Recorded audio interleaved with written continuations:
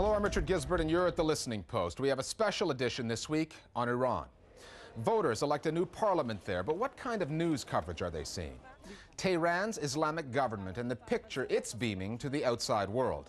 A bit player in a Clinton campaign ad grows up and comes out for Obama. Sort of ironic that my image would be used to advocate for Hillary when I myself do not. And the alternative view of the Iran story, courtesy of the World Wide Web. This is an insult. No one raises their voice at Mahmoud Ahmadinejad. Welcome back. We're focusing on Iran, the March 14th parliamentary elections, and the coverage of that story. If you've been following the Western media's take on the vote, you might have heard that the Iranian government has issued a record number of visas to foreign journalists, opening the doors to the Western news media. However, the domestic reporting of the election is a different story. Our starting point this week, the state of play within the Iranian news media, the crackdown on reform-minded journalism there, and the infighting within the conservative media as Iranians go to the polls.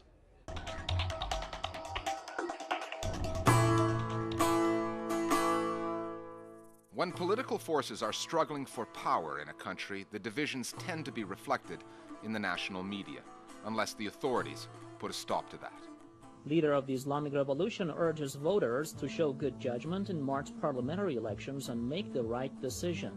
In its annual survey of worldwide media freedom, Reporters Without Borders ranks Iran 166th out of 169 countries, ahead of only North Korea, Eritrea, and Turkmenistan. The Iranian government's crackdown on independent voices, which started in 1999, picked up steam 18 months ago and carried on right up to this election. The shutdown of the media and the complete lack of publications for some segments of the opposition have put us in difficulty in terms of media and press coverage during this election campaign.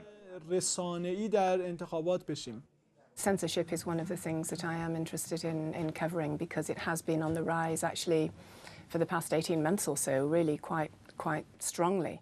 Newspapers being shut down, people who are not really politicians but civil society people finding themselves suddenly in prison, or in the case of people with joint Iranian American citizenship suddenly barred from Iran. There has definitely been a hardening of the authorities' position there. A dozen papers were shut down in 2007. Among the best known, Sharq, a leading reformist daily, targeted numerous times, still not publishing. Zanan, a long-running women's magazine, is out of business after its license was not renewed. The government's domination over TV news and its gradual clampdown on print media means that critical voices within Iran are going unheard. And as hardliners try to stifle their voices, Iran's reformists will not be silent. The trend that began in the latter part, the second term of President Khatami's administration, led by the judiciary systematically cracking down on independent press, reformist press, were actually exacerbated under Ahmadinejad and extended into even the websites and weblogs, and they are either filtering or shutting them down. That shutting down itself is the most important factor as to we don't know what is happening.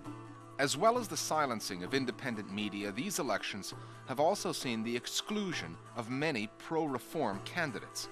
All candidates are vetted by the government before they can run. But while many opposition voices are not being heard, other divisions have emerged. A power struggle within the ruling conservatives is now playing out across the Iranian media. What seems to be happening now is conservatives against conservatives. It's the kind of the regime talking to itself. So that's an interesting change, I think, at least as far as the Western press is concerned now. Among the top conservative newspapers, Kayhan, Iran and Risalet, the focus is on pushing the news relating to the main conservatives. However, some of the second-degree newspapers of the right wing have in a way tried to push the news of the break-off faction. In this election, the Iranian media are largely towing the government line. The government is allowing the foreign media in to get its story out. But is their target audience listening? Hey everybody, look at this videotape from Iran. We got it in last hour, desecrating the U.S. flag in a ceremony. Foot soldiers performing a drill, showing a sword ripping through the U.S. flag. The American interest is absolutely non-existent. They are so mesmerized by their own presidential election. And number two, because the press in the United States is sort of creating this impression that Iran is a theocracy, and the fact that there are parliamentary, presidential and city council elections in Iran is not even of common knowledge, let alone of interest. This is political campaigning Tehran style. I think that this election is not as important as the next election for the Western press, which will be the presidential elections next year. I think people will be very interested to see what happens to Ahmadinejad. Our Global Village Voices now on the coverage of the Iranian election.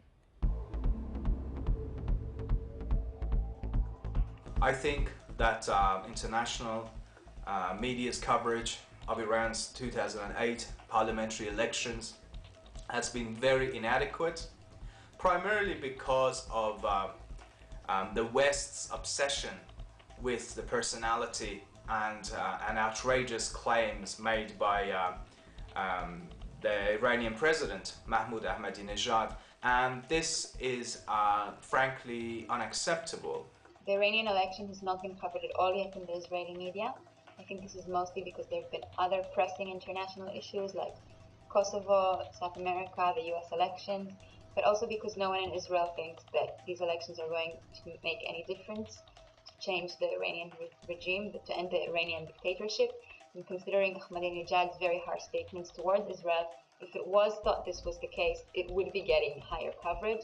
Western media has a very negative view on anything Iranian, and this is being extended to this election process.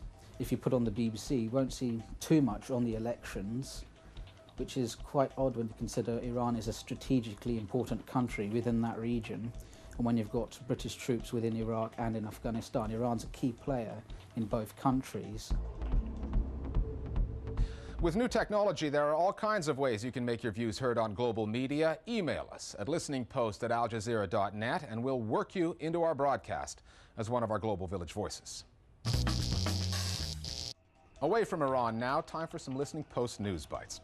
Human rights groups have added their voices to the chorus of complaints over the Arab League's proposed charter on satellite broadcasting regulations. The new code of broadcast conduct was agreed to by 20 Arab League countries at a meeting in Cairo last month. Only Lebanon and Qatar refused to sign on. Now, 34 Arab human rights organizations have denounced the code for its, quote, ambiguous statements that would impose new restrictions on freedom of expression and for violations of the rights enshrined in international covenants and charters. The Code of Conduct, yet to be ratified by individual Arab parliaments, is the brainchild of the Saudi and Egyptian governments. A bit of a transatlantic dust-up now over the rules of journalism, specifically on when a political interview is on or off the record. Samantha Power, a senior aide to Barack Obama, was forced to resign her position after The Scotsman, a newspaper in Scotland, quoted her describing Obama's opponent, Hillary Clinton, as a monster. Power made the comment, then added that it was off the record. Too late, according to the reporter, who was then taken to task by Tucker Carlson of the U.S. news channel MSNBC. Well, she wanted it off the record. Typically, the arrangement is if someone you're interviewing wants a quote off the record, you give it to them off the record. Why didn't you do that? Are you really that acquiescent in the United States? In the United Kingdom, journalists believe that on or off the record is a principle that's decided ahead of the interview. Right, but I mean, since journalistic standards in Great Britain are so much dramatically lower than they are here, it's a little much being lectured on journalistic ethics by a reporter from The Scotsman.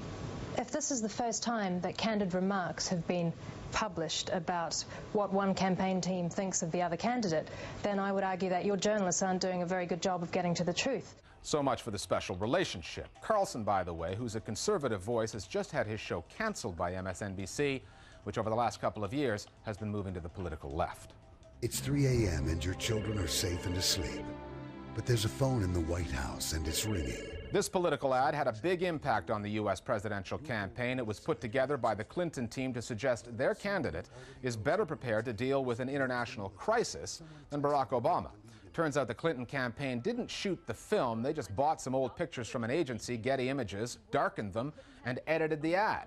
How were the Clinton people to know that one of those cute little kids has since grown up? She's now 17, and she told her local TV channel that she's working for the Obama campaign.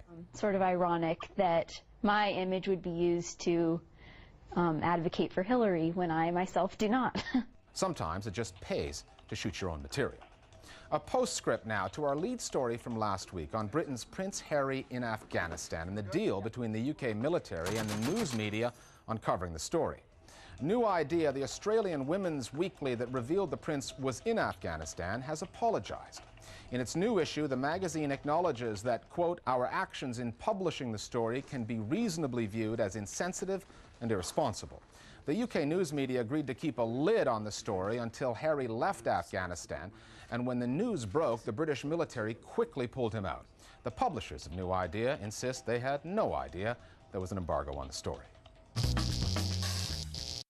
We're back after the break with the story of Iran's counteroffensive in the global propaganda war.